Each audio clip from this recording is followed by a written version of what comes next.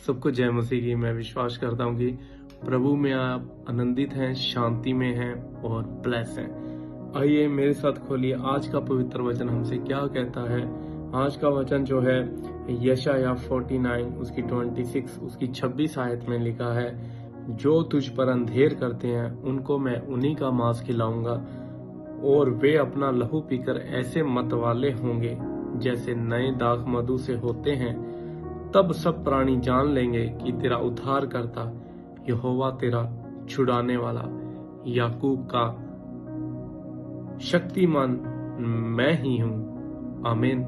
इस वचन को पढ़े और सुने जाने पर प्रभु आपको बहुत बहुत आशीष दे। परमेश्वर का वचन क्या कहता है कि जो तुझ पर अंधेर करते हैं उन्हीं को मैं उन्हीं का मांस खिलाऊंगा। आमीन। मेरे प्रिय भाई बहनों, आज आपके ऊपर कुछ लोग अंधेर कर रहे होंगे, कुछ लोग आपको सता रहे होंगे, कुछ लोग आपको बेवजह परेशान कर रहे होंगे। तो परमेश्वर क्या कहता है कि तुम उन्हें माफ करो। इसका मतलब यह नहीं है कि प्रभु हमसे माफ करवा रहा है तो परमेश्वर हमारे दर्द को, हमारी तकलीफ को समझता नहीं है। ऐसा नहीं है मेरे प्रिय भाई बहनों। परमेश्वर को हमारी तकलीफ, दर्द का अच्छी तरह से मालूम है। परमेश्वर इसलिए कहता है कि परमेश्वर दिखाना चाहता है अपनी सामर्थ को, वो हमारे लिए क्या है, वो हमारे लिए क्या कर सकता है। इसलिए परमेश्वर हमें कहते हैं कि तुम माफ करो और फिर देखो मैं क्या करता हूं। आमीन, हालेलुया। जो तुझ पर अंधेर करते हैं उन्हीं को मैं उन्हीं का मांस खिलाऊंगा और वे अपना लहू पीकर ऐसे मतवाले होंगे जैसे नए दाख मधु से होते हैं। तब सब प्राणी जान लेंगे कि तेरा उद्धार करता यहोवा तेरा छुड़ाने वाला है, याकूब का शक्तिमान मैं ही हूँ। मेरे प्रिय भाई बहनों, कई बार हम ऐसे दौर से गुजर रहे होते हैं, लोग हमें ठट्ठों में, मजाक में लेते हैं, हमारा मजाक उड़ाते हैं, हर तरह की हमारी कमजोरी को ढूंढ के। हालेलुया। लेकिन आपको घबराने की मेरे प्रिय भाई बहनों जरूरत नहीं है, क्योंकि सर्वशक्तिमान परमेश्वर आपके साथ है। आपको आपके दुश्मनों के सामने ऊंचा करेगा। आपने उनको माफ करना है, आपने उनसे प्रेम करना है, क्योंकि परमेश्वर का एक वचन कहता है कि पलटा लेना तुम्हारा काम नहीं, पलटा लेना मेरा काम है। निर्गमन 14 की 14 में लिखा है कि तुम चुपचाप रहो, यहोवा आप ही तुम्हारे लिए लड़ेगा। मेरे प्रिय भाई बहनों, परमेश्वर हमारा भला है, इसमें कोई दो राय नहीं है।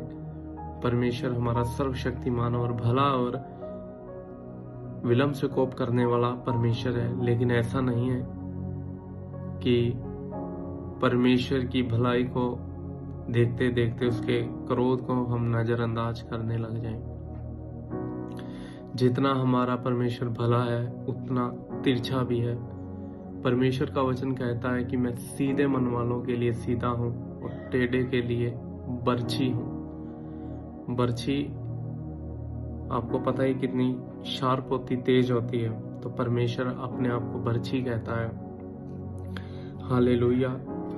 मेरे खुदावन परमेश्वर के नाम से आपको मैं बताना चाहूंगा मेरे प्रिय भाई बहनों, आज आप जिन कष्टों में हैं, जिन लोगों ने आपका अपमान किया है, आपको अपमानित किया है, लज्जित किया है, और परमेश्वर आपको उनके सामने, उनके हाथों से आपको अद्भुत अद्भुत रीति से छुड़ाएगा और उनके मुंह को ऐसे नीचा करेगा और तुम्हारे सर को ऊंचा करेगा।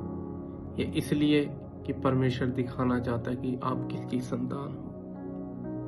वो सारे घुटने टेकेंगे परमेश्वर के नाम से और वह आपसे कहेंगे कि तुम्हारा परमेश्वर कौन है, हमें भी उसके बारे में जानना है। जिस तरह बचपन में हम जब कुछ बाहर गलतियां करते थे, खेल कूद करते थे बचपन में, अपने बचपन के टाइम में, तो हम अपने आस पड़ोस के जो बच्चे होते थे, जो हमारे बचपन टाइम के फ्रेंड्स होते थे, हम उनके साथ लड़ाई झगड़ा करके, उनके साथ मारपीट करके घर आ जाते थे। तो जब उनके माता पिता हमारे घर में आते तो हमारे माता पिता हमको छुपा के कहते हैं कि मुझे इनसे लड़ने दो, तुमने नहीं लड़ना। तो हमारे माता पिता हमें पीछे छुपा के खुद आगे होते थे, वैसे ही हमारे परमेश्वर का स्वभाव है। हर एक संकट के आगे, हर एक दुश्मन के आगे परमेश्वर हमें कभी भी आगे नहीं होने देता, क्योंकि परमेश्वर जानता है वह सर्वशक्तिमान परमेश्वर है, वह हमारे दुश्मनों से लड़ने में सामर्थ्य है। दाऊद और गोलियत की बारे में आपने सबने सुना है। गोलियत एक दानव था और दाऊद एक भेड़ चराने वाला एक नॉर्मल सा चरवाहा था। जब उसको आके ललकारा कि कौन इस दानव से लड़ेगा, तो संसारिक रीति से देखा जाए तो दाऊद सामने आया, लेकिन आत्मिक रीति से देखा जाए दाऊद सामने नहीं आया। दाऊद के आगे पहले यहोवा परमेश्वर आया। दाऊद तो बच्चा था, लेकिन देखने में क्या लगता था कि दाऊद सामने आया।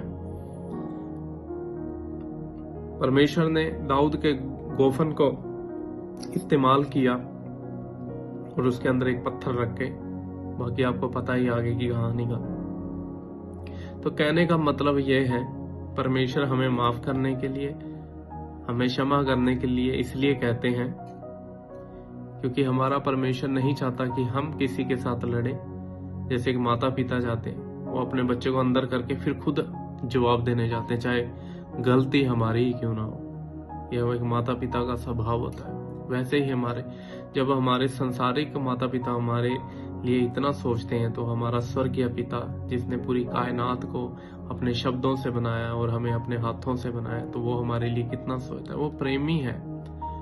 परमेश्वर कहता है कि वह तुम्हारे हर हक को तुम्हारे दुश्मनों को वो उनका मांस खिलाएगा, उनका खून पिलाएगा। वह ऐसे मतवाले होंगे और वह जान लेंगे कि तुम्हारा छुड़ाने वाला कौन है। हो सकता है आपको लगता होगा कि आप किसी के द्वारा दबाए जा रहे हैं, किसी के द्वारा आपका शोषण हो रहा है और आप अकेले, आपकी कोई सुनने वाला नहीं है। हो सकता है आप इस जीवन में अपने आप को अकेला महसूस कर रहे हो सकता है आपके अपनों ने, आपके अपने रिश्तेदारों ने, आपके अपनों ने, जिसे हम अपना कहते हैं, छोड़ दिया है। लेकिन एक है जो तुम्हारे से बहुत प्यार करता है, जो तुम्हें कहता है मेरा बेटा, मेरी बेटी, तुम अकेली नहीं हो, तू अकेला नहीं है, मैं तेरे साथ हूं और मैं तेरी ओर से लड़ने में सामर्थ्य हूं।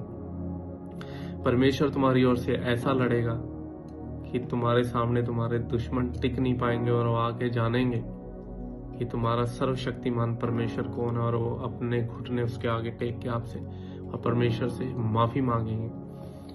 हालेलुया।